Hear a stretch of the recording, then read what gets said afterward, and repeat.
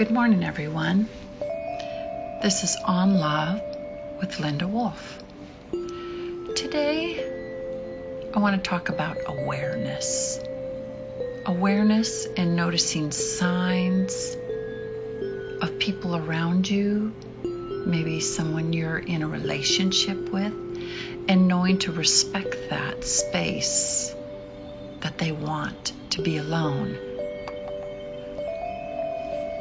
This creative writing, audio and poem, the need for awareness is an absolute must. When we are in a relationship, we can only make that relationship stronger by being observant of the silent languages that are displayed by our significant others. Do you know those signs?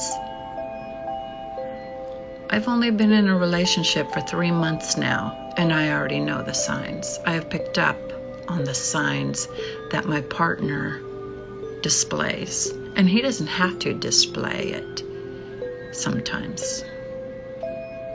It's that quietness that he gives. It's the words that he uses that says, hey, I don't want to hurt your feelings, but I just need a little space for myself. I need time to reflect. Let me read you the poem. It's titled The Soul That Flows Into Itself. His soul, a natural flowing river, sometimes becomes dry at the end of the day. His ache oozes the need for space to ponder, meditate, and he yields to the gravity of seeking answers. And I respect that throughout each and every moment or day. See, I am one who's a flowing soul too, and I know when it's time to find solace, to find me again. I am like a river bending, winding through and about the abyss of self-love. It's the only way I can truly love others and know that I can love from a perpetual healing place. A growing place of changes and constant evolving towards another lake, sea, another river, or person. So when he becomes dry and cold and wanders off into the current of his own thoughts, I understand. And I step back and wait until he's ready to meet and join together, growing stronger and stronger until love flows. I know it's real difficult in relationships to give that needed space to our partners or to our boyfriend or our husband. Sometimes we get selfish and we demand that they give up that space and make it about us or make it about our children that we have together. But it doesn't always work. If you don't allow the person, for example, the man of the house. And I've talked about this before. And it's called respect towards each other. You and I know that when we've had a tough day, do we want to be bombarded upon immediately the minute we walk in the door? I know I don't. I know for me as being a single mom, I definitely need my space. I definitely need to just say, hey, Bianca, would you just give me 15 minutes, okay?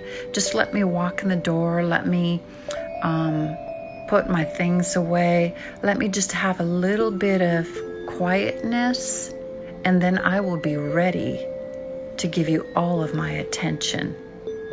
Now, if we can do that with our partners, I know with my sweetheart, I have learned that he puts in a 10 or 12-hour day. That is one long day. And it's all mental grind for him. And in that mental grind, he uses all of his mental strength that he has. And when he walks through my door, one thing I've learned is to respect him and just allow him to come in and drop his clothes and change into something more comfortable. Turn that TV on and just listen to that white noise. And I just go about doing my things. Maybe get him some dinner ready and something to drink, a glass of water, maybe a glass of wine. Because I know for me it's a mental grind also.